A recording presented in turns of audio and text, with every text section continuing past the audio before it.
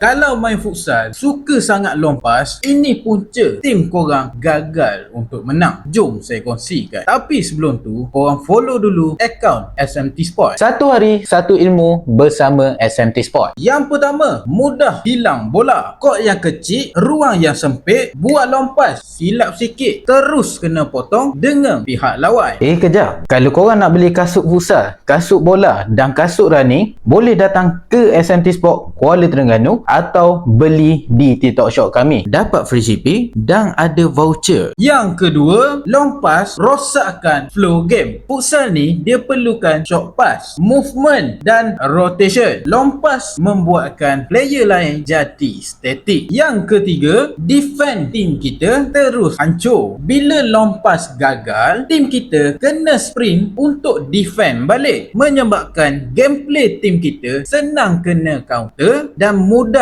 untuk tim lawan buat gol. Futsal ni main guna otak dan sentuhan, bukannya main jauh. Korang setuju ke tak setuju? Cuba komen dekat bawah.